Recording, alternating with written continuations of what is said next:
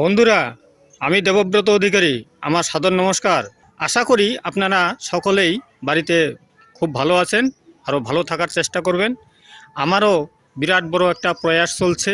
যদি দয়া করে আমার এই টপিকটা ভালো করে ঠান্ডা মাথায় বুঝে মানুষকে শেয়ারিং করতে পারেন বন্ধু, তাহলে কিন্তু আমরা সত্যি পজিটিভলি আমরা সুস্থ এবং বেশি দিন বেঁচে এই পৃথিবী থেকে টাটা বাই বাই করতে পারি এবং স্বাবলম্বী হয়ে আমাদের পরবর্তী জেনারেশন আমাদের জন্য প্রাউড ফিল করতে পারে। এটা বাস্তব হতে চলছে।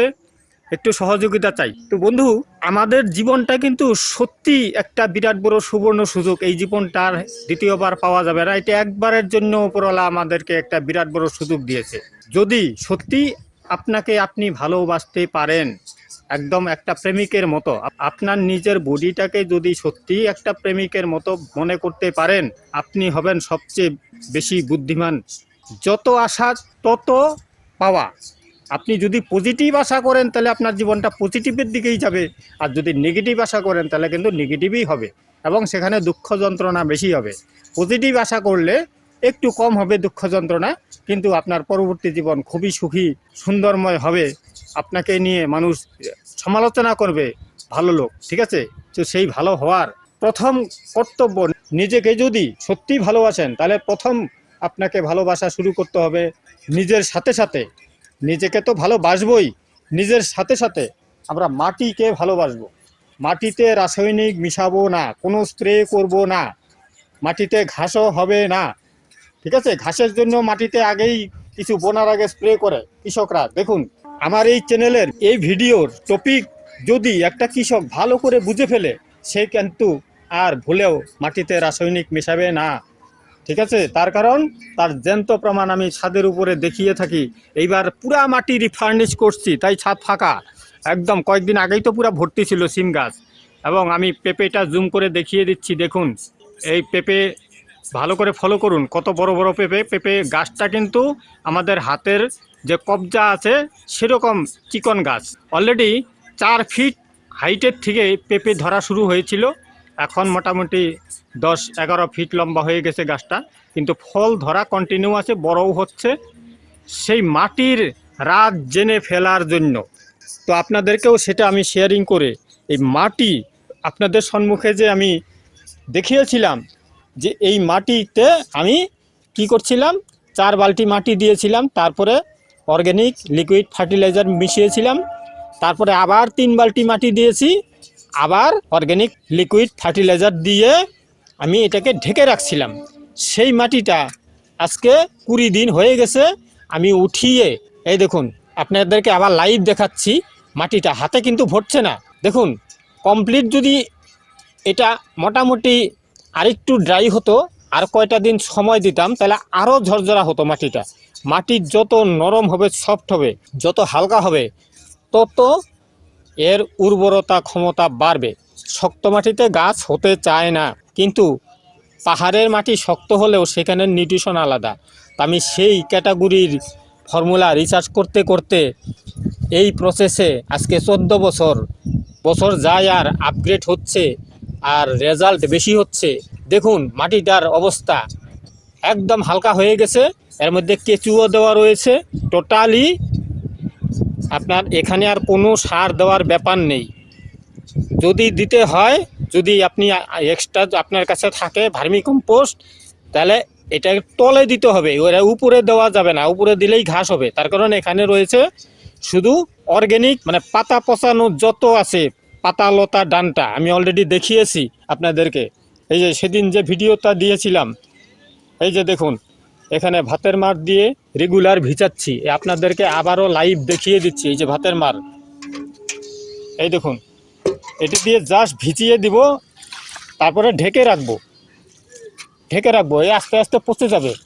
যখনই আধা পচা হবে আর ভাতের মার দেওয়ার ব্যাপার নেই, তখন উপরে মাটি দিয়ে একদম ঢেকে দিব। দেখুন এই কাজটা করলে এই সিজনে, এই যে বসন্তকাল আসতে চলছে, এটা শীতকাল চলছে, বসন্তকাল আসতে চলছে, এই বসন্তকালে কিন্তু পাতা লতার অভাব নেই। প্রচুর পাতা লতা, ভ্যারাইটি ডিজাইনের, ভ্যারাইটি টাইপ অফ, এই যত রকমের পাতা লতা, এগুলা গ্রামে অভাব নেই। কেউ যদি 100 বিঘা জমিন চাষ করতে চায় ওই পাতালতা সার বানিয়ে নিজে করতে পারে, লক্ষ লক্ষ টাকা বাঁচবে, আমাদের জীবনও বাঁচবে, প্রকৃতি বাঁচবে। এর থেকে পজিটিভ সাবজেক্ট আর কিছু হতে পারে না। মাটি হলো পৃথিবীর সর্বশক্তিমান। এই মাটিতে যদি আমরা বিষ মিশাই তাহলেই কিন্তু গোড়ায় গণ্ডগোল। আমি প্রচুর ভিডিওতে অলরেডি কথাগুলি বলে আসছি, আপনারা বুঝতে পারছেন কি বুঝতে পারছেন না জানি না, ঠিক আছে। এখান থেকেই কিন্তু রোগের সৃষ্টি হচ্ছে। আজকে মানুষ বলছে আমি ব্যায়াম করি, আমি অর্গ্যানিক খাবার খাই, অর্গ্যানিক নিজে চাষ করলে বিশ্বাস করা যাবে। কৃষক যেটা বলতেছে আমি এটা অর্গ্যানিক, যা দেখি নাই দুই নয়নে বিশ্বাস করি না গুরুর বচনে। বুঝুন, আজকে মানুষ নানান হালে বিভ্রান্তি হচ্ছে। তো সুস্থভাবে বাঁচার গোপন রহস্য জেনে ফেলুন। এই দেখুন, এখানে আমি পেঁয়াজ লাগিয়ে দেই। এটা আমি অনেক দিন রেখে রেখে করলাম। বেশি তলে না, জাস্ট পেঁয়াজটা মানে ঢেকে দিব আর কি, বেশি তলে না, পেঁয়াজটাকে জাস্ট ঢেকে দিব, আর কিচ্ছু করতে হবে না। ও শিকড় নিয়ে নিবে। এখানে আমি 4টা পেঁয়াজই বুনবো। দেখুন, পার লাইনে 4টা করে, দেখুন এই 4টা করে আমি পেঁয়াজ লাগিয়ে দিচ্ছি। এবার এই 4 ইঞ্চি দূরে দূরে, 3 ইঞ্চি 4 ইঞ্চি দূরে দূরে লাগালেই হলো। এই যে এরকম ডিজাইন করে নেব, জাস্ট খুশে দেওয়া, একদম ইজি, কোনো কঠিন কাজ নয়। এখান থেকে পেঁয়াজ কলি হবে, পেঁয়াজ কলিটাও খাওয়া যাবে। একদম গাছ হয়েই আছে, জাস্ট খুশে দেওয়া, কোনো পরিশ্রমের কাজ নেই। এগুলা কোট পেন পরেও করা যায়, কিন্তু নিজের বাড়িতে কোট পেন পরে কে কাজ করবে? ভদ্র কাজ। আর এই খাওয়া দিয়েই আমাদের শরীর চলবে। আর এখানে ভেজাল ঢুকিয়ে দিলে সর্বনাশ। ওই কিনারে আরও কয়টা বুনিয়ে দেবো পরে, কোনো প্রবলেম নেই। এই গাছটা যেই পর্যন্ত সিধা না হয় সেই পর্যন্ত আপনি 2 দিন ঢেকেও রাখতে পারেন, কোনো প্রবলেম নেই, না ঢাকলেও কোনো প্রবলেম নেই। তার কারণ একটু শুকালে পাখি এসে একটু ডিস্টার্ব করতে পারে। তার কারণে এখানে পাখি এসে শুকনা মাটি পেলে, নরম মাটি পেলে, ওই যে বলে না নরম মাটিতে বিড়ালে খোদে, তো এই মাটিটা যখন নরম হবে এখানে কি করতে পারে, পাখি এসে স্নান করার মতো খেলবে। ঠিক আছে, তার জন্য আমার কাছে কি আছে স্টেপ নিই দেখিয়ে দিচ্ছি। দেখুন, জাস্ট দেখুন বন্ধুরা, এইরকম নেট পাওয়া যায়। হ্যাঁ, এই নেট দিয়ে ঢেকে দেওয়া। আপনার যদি পয়সার প্রবলেম থাকে নেট আনার দরকার নেই, কোনো প্রবলেম নেই, নেটের দেওয়ার দরকার নেই। একটু মাটিটাকে শুকাতে দেবেন না, ভিজিয়ে রাখবেন, তাহলে পাখি এখানে ডিস্টার্ব করবে না। মানে পাখির এটাই নেশা, যেখানে একটু বালু টাইপের থাকে, অনেক পাখি এসে খেলে। এবার এটা যেহেতু অর্গ্যানিক বাগান, সেই জন্য এখানে পাখির উপদ্রব বেশি। তার কারণ পাখি এখানে ভালোবাসে, পাখি বিষাক্ত জায়গায় খেলে না, যেখানে অর্গ্যানিক সেখানে আসবেই। তো যেরকম ওই যে যখন আঙ্গুর ধরবে, অর্ধেক আঙ্গুর তো বুলবুলি খাবে। ঠিক আছে, গাছ এখন কিন্তু মরার মতো লাগছে, কিন্তু জিন্দা আছে, ফল ধরবে, এবারও বেশি ধরবে। তার ট্রিটমেন্ট চলছে। গোড়ায় প্রত্যেক দিন আমি অর্গ্যানিক ফার্টিলাইজার দিচ্ছি। বুঝুন, ও যদি স্টক রোডের মধ্যে, গোড়ার মধ্যে যদি স্টক না থাকে, যখন পাতা বেরোবে, ফুল যখন বেরোবে, তাহলে তৈরি কি করে করবে? বুঝুন ব্যাপারটা, তৈরিটা কোথা থেকে করবে? মাটির মধ্যে নিউট্রিশন চাই, সেই নিউট্রিশন যদি ওখানে অ্যাডভান্স দিয়ে রাখা যায়, আর কোনো প্রবলেম নেই।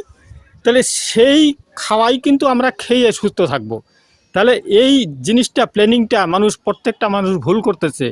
ওই মাটির মধ্যে রাসায়নিক নানান রকমের কিছু মিশিয়ে তারপরে যে কোনো সবজি ফলাচ্ছে, রাতারাতি বড়, ইঞ্জেকশন দিয়ে। যখন একটু দাম বেশি থাকে তখন একটু ইঞ্জেকশনও দেয়। বুঝুন, এই সিজনটা একটু কম দেয়, তার কারণে এখন একটু সবজির দাম কম, কমের টাইমে অত মেডিসিন ব্যবহার কম হয়। তো বুঝুন ব্যাপারটা। তথাপি এই 3 মাস আমাকে রাসায়নিকযুক্ত খেতেই হবে, তার কারণ আমি পুরা মাটিটাকে এবারই ফার্নিশ করব। তো বন্ধুরা, আমার এই চ্যানেলের উদ্দেশ্য আমি বুঝে ফেলছি, আমারও জীবনের একটা মাহাত্ম্য আমি বুঝে ফেলছি, যে সত্যি আমার জীবনটাও তো একটা সুযোগ। তাহলে আমি যখন এই নলেজটা গ্যাদার করে ফেলছি, তাহলে কিছু মানুষকে জাগাই।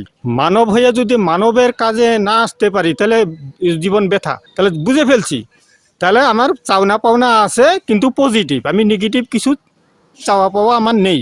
বুঝুন ব্যাপারটা। তাহলে আমার সহযোগিতা যদি করেন, আপনিও ভালো থাকবেন, এটা আমার গ্যারান্টি।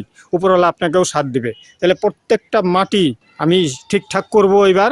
এবং কৃষক বন্ধু যদি মনে করে আমার তো ছাদ নেই, আমি মাটিতে করব, তাহলে একদম ওই যে পাতি সারের, সেদিন আমি ভিডিও দিয়েছি, যে বস্তার বস্তা ওই পচন ফার্টিলাইজার বানাবে, বিঘাকে বিঘা যেরকম গোবর তুলে তুলে নিয়ে ডালি ডালি নিয়ে খেতের মধ্যে দেয়, তারপরে চাষ করে এই করে, তো সেই সার এক বড় গর্ত করে বাড়িতে বানিয়ে নিবে, সারা বছর যতটা লাগে ওর যত জমিন আছে সেই হিসাবে ক্যালকুলেশন করে বানিয়ে রাখবে, অ্যাডভান্স হয়ে থাকবে, যখন খেতে চাষবাস করবে তার আগে সার মিশিয়ে দিয়ে করে ফেললো। প্ল্যানিং, সুস্থভাবে বাঁচার প্ল্যানিং বন্ধুরা। এইভাবে এই মাটিকে আমি কারেকশন করার জন্য আপনাদেরকে বারবার বলতেছি, এই যে প্রসেসটাই আমি মানে মাটিটাকে বানিয়েছি, এখানে গোবর, ভার্মি কম্পোস্ট আর কোনো কিছুর দরকার নেই। গাছের চেহারা দেখাবো, লাইভ দেখবেন যে পরবর্তীতে আর গ্রোথ কি নিল আর কি, আপনাদেরকে অবশ্যই দেখাবো। প্রত্যেক সপ্তাহে 2টা করে আমি এই হেলথের উপরেই ভিডিও দিয়ে থাকি। আর রিকোয়েস্ট বন্ধুরা, যদি আপনারা ইলেকট্রনিক্স লাইনের কোনো নলেজ নিতে চান তাহলে আমার মেইন চ্যানেলটা দেখে নেবেন, প্রজেক্টর মল যার নাম। ওই দেখুন ছাদের উপরে প্রজেক্টর মল, এটা বোথ সাইড হোর্ডিং দেওয়া রয়েছে, রাস্তার দিকে দেখা যায়, এইদিকেও দেখা যায়। এই গড গিফটেড প্রজেক্টর মল পরিচালিত এন্টার বেটার চ্যানেল আমি বাংলায় খুলেছি, এই জন্যই আমি বাঙালি, আমি বাঙালির জন্য চিন্তা ভাবনা করি এবং সারা ভারতবর্ষের জন্য চিন্তা ভাবনা করি বলে একটা মেইন চ্যানেল খুলেছি, তার নাম প্রজেক্টর মল, ওই চ্যানেলের নাম। এই প্রজেক্টর মল যদি চ্যানেলটা ফলো করতে পারেন, ওখানে মাল্টি নলেজ অলরেডি দেওয়া রয়েছে, দেখে নেবেন। আমি আশা করব আমার এই পজিটিভ চ্যানেলটা আপনারা অবশ্যই সাবস্ক্রাইব করে মানুষকে শেয়ারিং করে দুনিয়াটাকে রোগমুক্ত অর্গানিক সমাজ বানাতে, ভারতবর্ষকে ধনী সমাজ বানাতে আমার সহযোগিতা করবেন, এই আমার দৃঢ় বিশ্বাস বন্ধুরা। তো আজকের জন্য টাটা বাই বাই, আপনাদের দিন খুবই শুভ হোক, অশেষ অশেষ ধন্যবাদ, থ্যাংক ইউ।